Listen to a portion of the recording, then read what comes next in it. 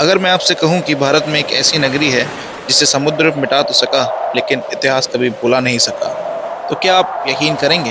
हजारों साल बाद भी लाखों लोग एक ही नाम लेकर यहाँ आते हैं, कृष्णा, द्वारकाधीश और द्वारिका। आज हम सिर्फ एक यात्रा पर नहीं निकले हैं, बल्कि उस नगरी की तलाश में आए हैं जहाँ हर कदम पर श्री कृष्ण की यादें बसी हैं, हर घंटी की गूंज में भक्ति है और हर लहर एक पुरानी कहानी सुनाती है। जी guys, welcome back to the channel. कैसे हैं आप सभी लोग? आई होप सब बढ़िया हो गए भाई। तो जी आज हम लोग जाने वाले हैं द्वारकाधीश एंड बस वेरी मच एक्साइटेड। मंदिर से दूर नहीं है, मंदिर समथिंग अबाउट 500 मीटर्स ही दिखा रहा है। जी गाइस, पहुंच चुके हैं हम लोग द्वारकाधीश टेम्पल और ये रहे अपने द्वारकाधीश जी का मंदिर। ठीक है, तो अभी फिलहाल चलते हैं अंदर, इधर से ही रास्ता है अंदर जाने का। फिलहाल अभी 8 से 9:15 तक मंदिर बंद रहता है। देखो मैं दिखा रहा हूँ आपको, यहाँ पे टाइमिंग्स लिखी हुई हैं। तो ये फिलहाल अभी मंदिर बंद रहेगा, मतलब अभी 9:15 तक, अभी 9:15 हो जाएगा, कोई नहीं वापस खुल जाएगा। फिलहाल ये लोग लॉकर्स वगैरह प्रोवाइड करते हैं फोन वगैरह रखने के लिए। ठीक है, तो वगैरह हैं, लॉकर्स वगैरह ये लोग प्रोवाइड करते हैं फिलहाल। और ये 100 रुपए मैंने पूछा, मैंने कितना लोगे, कह रहा 100 रुपए। बढ़िया है भाई, लॉकर रख के भी बहुत अच्छा बिजनेस है। मैं थोड़ा सा आगे जा रहा हूँ मंदिर के थोड़ा सा सामने में, ताकि फोटो वगैरह आ जाए, एक आध फोटो ले लेंगे बढ़िया मस्त, है ना। तो मेरे पीछे मंदिर आ रहा होगा और भीड़ आप देख रहे हो। कृष्ण जी की स्वर्ण नगरी में आप सभी का स्वागत है। आज हम लोग आए हैं रहस्यमयी नगरी में, जो कि है द्वारिकाधीश मंदिर, जिसे जगत मंदिर के नाम से भी जाना जाता है। पौराणिक मान्यता और इतिहास के अनुसार इस मंदिर का मूल निर्माण आज से लगभग 2500 वर्ष पूर्व भगवान श्री कृष्ण के परपोते ब्रजनंब ने करवाया था। उन्होंने इसे श्री कृष्ण के निजी आवास हरिग्रह के ऊपर स्थापित किया था। यह मंदिर सैंडस्टोन से बना हुआ है, जो कि 5 मंजिला ये भव्य मंदिर बिना किसी लोहे के बीम पर खड़ा है, जिसमें 72 स्तंभों मतलब 72 पिलर्स पर टिका हुआ है। इसका मुख्य शिखर की ऊंचाई लगभग 51.8 मीटर है, जो कि 170 फीट है। मंदिर के शिखर पर लहराती इस विशाल ध्वज को देखिए। इसे 52 गज का ध्वज कहा जाता है। यह ध्वज दिन में 5 बार बदली जाती है। यह 52 गज की ध्वज प्राचीन द्वारिका के 52 प्रशासनिक प्रमुखों या यादव कुल के 52 संघों का प्रतीक मानी जाती है। A few moments later. तो हम जी गाइस, ये रहा अपना नाश्ता। आज का इसे क्या बोलते हैं? ढोकला बोलते हैं इसे भाई। ये लो ढोकला और गाठिया दोनों साथ में आते हैं, गुजराती नाश्ता है। आराम से देख लो भाई, भाई बहुत स्वाद है, इट्स वेरी टेस्टी गाइस। तो कल रात भी भाई इधर ही आए थे हम लोग, क्योंकि एटीएम यूज करना था। तो फिलहाल चल रहे हैं इधर, अब गोमती घाट की तरफ।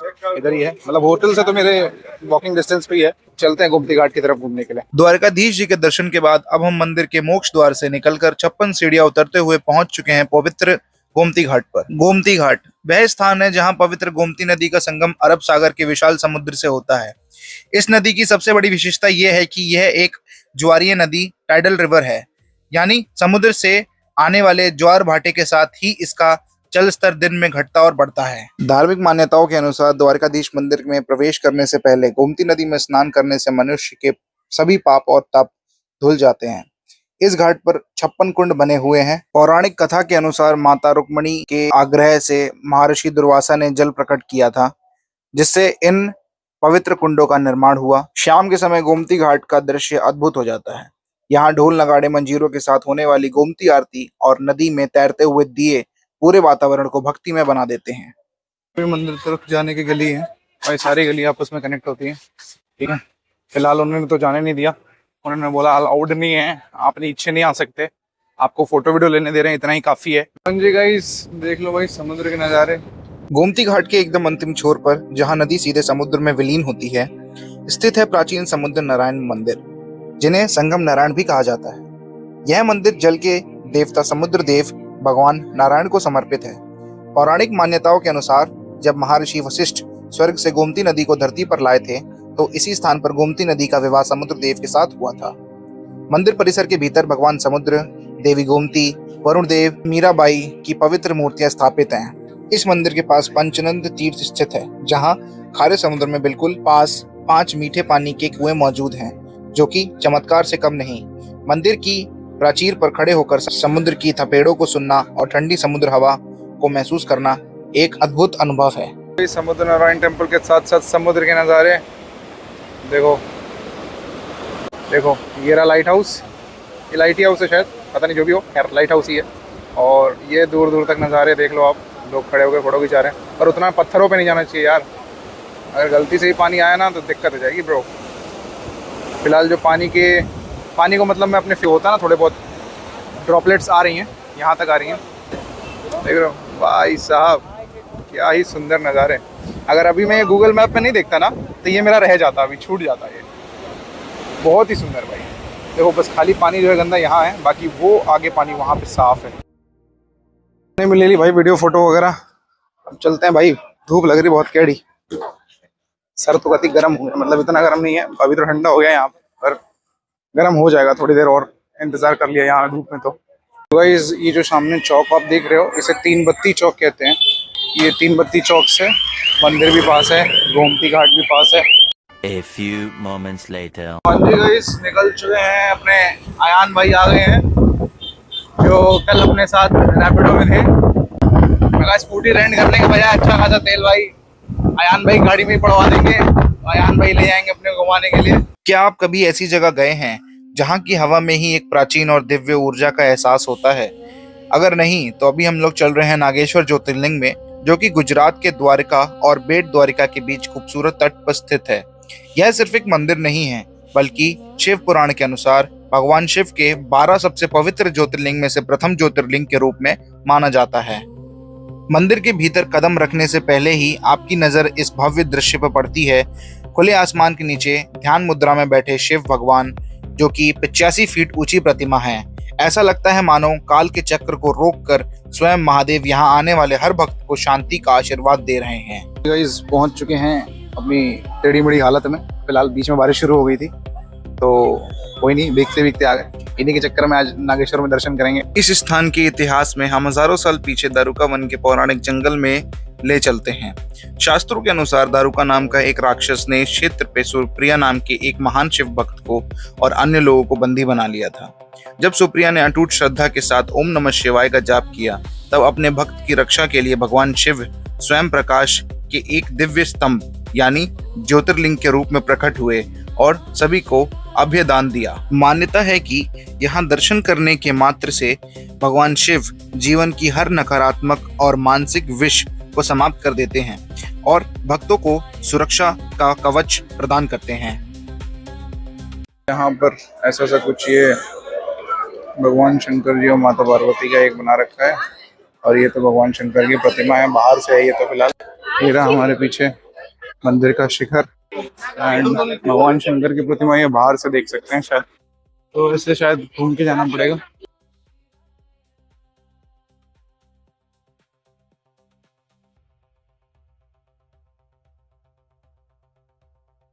ठीक है, बहुत अच्छे दर्शन हो गए। फिलहाल ज्यादा टाइम नहीं लगा, बस अब निकलते हैं फिलहाल यहाँ से।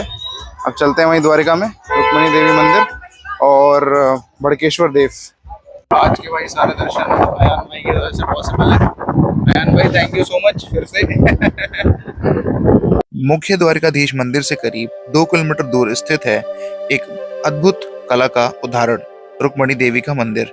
12वीं शताब्दी का यह ऐतिहासिक मंदिर भगवान श्री कृष्ण के मुख्य पटरानी देवी रुक्मिणी को समर्पित है। लेकिन क्या आप जानते हैं कि उनका मंदिर भगवान श्री कृष्ण के मुख्य महल से अलग क्यों बनाया गया है?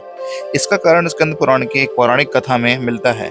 माना जाता है कि एक बार भगवान श्री कृष्ण और माता रुक्मिणी महर्षि दुर्वासा को भोजन के लिए अपने महल ले जा रहे थे। रास्ते में देवी रुक्मिणी को अत्यधिक प्यास लगी। तब श्री कृष्ण ने अपने पैर के अंगूठे से धरती पर प्रहार कर गंगा जल प्रकट किया और रुक्मिणी की प्यास बुझाई। लेकिन अपने अतिथि महर्षि दुर्वासा से पहले जल ग्रहण करने के कारण वे अत्यंत क्रोधित हो गए। अपने इसी क्रोध के कारण उन्होंने देवी रुक्मिणी को अपने प्रिय श्री कृष्ण से अलग रहने का श्राप दे दिया। इसी श्राप के कारण यह मंदिर अलग बना और आज भी यहाँ भक्त जलदान की परंपरा निभाते हैं। ध्वज आप देख सकते हो, द्वारकाधीश जी का भी सेम ऐसे ही है। और आज सुबह तो हमने चेंज होते हुए देखा है, लाइन देखो लगी हुई है इधर। अरब सागर की लहरों के बीच एक छोटी सी चट्टानी पहाड़ पर स्थित है द्वारका का सबसे मंत्र मुग्ध कर देने वाला स्थान बड़केश्वर महादेव मंदिर। भगवान शिव को समर्पित है। इस प्राचीन मंदिर में एक स्वयंभू मतलब स्वयं प्रकट हुआ शिवलिंग स्थापित है, जिसे हजारों वर्ष पुराना माना जाता है। इस मंदिर की सबसे अद्भुत बात वह नजारा है जो उच्च ज्वार मतलब हाई टाइड के समय दिखाई देता है। जब समुद्र का जल स्तर बढ़ता है तो लहरें मंदिर के रास्तों को डुबाते हुए सीधे गर्भगृह तक पहुंच जाती हैं। स्थानीय लोगों का मानना है कि यह कोई सामान्य प्राकृतिक घटना नहीं, बल्कि स्वयं समुद्र देव महादेव का जल अभिषेक करते हैं। ढलते हुए सूरज की सुनहरी किरणें जब लहरों से टकराती हैं तो एहसास होता है कि भड़केश्वर महादेव केवल प्रार्थना की जगह नहीं, यह वह स्थान है जहां प्रकृति और अध्यात्म एक हो जाता है। वही देख लिए और दर्शन हो गए हमारे भड़केश्वर महादेव के, तो चलते हैं प्रभु जी की आज्ञा से। एंड फिलहाल अपने को भी कैप्चर कर लेते हैं समुद्र के साथ। हाँ जी गाइस, तो आ चुके हम लोग घूम घाम के बढ़िया बराबर। तो बाय बाय कर दो भाई, नेक्स्ट टाइम जब भी द्वारिका आएंगे तो अपने लोग मिलेंगे जरूर। अयान भाई से अच्छी दोस्ती होगी भाई, ठीक है। तो thank you so much Ayaan भाई घुमाने के लिए आज हमारे नागेश्वर और दो रुक्मिणी देवी, और उसके बाद भड़केश्वर महादेव के यहाँ हमारे अयान भाई ने घुमाया। तो अयान भाई आपको सब जगह यहाँ पे घुमा देंगे, घुमा दोगे ना अयान भाई? घुमा देंगे अयान भाई, चलो भाई ठीक है। तो अयान भाई को सी ऑफ करते हैं फिर। 1 hour later. जी गाइस, फिलहाल चेकआउट करने का समय आ चुका है, तो चलते हैं। हो गया, ठीक है, और डन। ये बैग, बाथरूम क्लियर है। बाथरूम में देख लेता हूँ एक बार। बाथरूम क्लियर है वैसे तो, बाथरूम क्लियर है। Everything is done guys. Bye bye करते हैं इस रूम को, चलते हैं चेकआउट के लिए। निकल रहे हैं अपने भरत भाई को बाय बाय बोल के। कभी ज़रूरत पड़े आपको द्वारका में तो भरत भाई को कांटेक्ट कर लेना, ठीक है। और निकलते हैं हम लोग फिर, ठीक है भरत भाई, मुलाकात होती है फिर। Bye bye. हम लोग निकल चुके हैं स्टेशन की तरफ। अपनी ट्रेन है यहाँ से 8:40 पे। कहते हैं इंसान द्वारिका अपनी मर्जी से नहीं आता है, जब द्वारकाधीश का बुलावा आता है रास्ते खुद ब खुद बन जाते हैं। आज जब यहाँ से कदम वापस मुड़ रहे हैं तो दिल थोड़ा भारी है। ऐसा लग रहा है मानो अपनी ही घर से विदा ले रहा हूँ। द्वारिका की इन गलियों ने, समुद्र की इन लहरों ने और महादेव कृष्ण की इस पावन धारा ने जो सुकून दिया है, वो शहर की भागदौड़ में कहीं खो सा गया था। इस भीड़ भाड़ के चक्कर में मैंने लगा लिया माइक, और फिलहाल देख रहे हो फेस कैसा ऑयली सा हो रहा है। मैंने फेस वॉश नहीं किया है सुबह से, और राइट टाइम है और टाइम पे आ जाएगी। फिलहाल ट्रेन नंबर ये है हमारा। छोटी छोटी चीजों में खुशी ढूंढना बहुत अच्छी बात होती है। कैसे लड़ाई हो रही है? तो पीछे आ गया, मैं कहा भाई मैं नहीं जा रहा, मैं पीछे आ गया। देखो मतलब लोगों को भी ना भाई, ट्रेन छूटी थोड़ी जा रही है भाई, कहीं चली थोड़ी जाएगी। नहीं सुधरेंगे भाई, कभी लोग नहीं सुधरेंगे।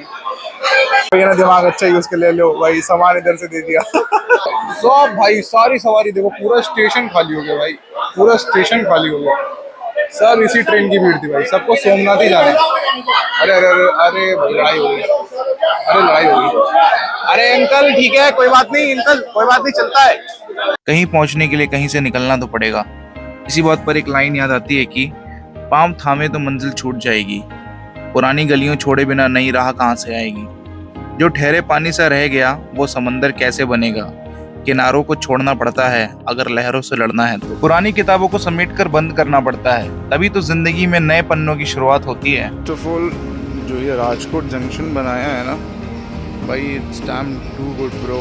मशक्कत के बाद भाई आ गई है ट्रेन।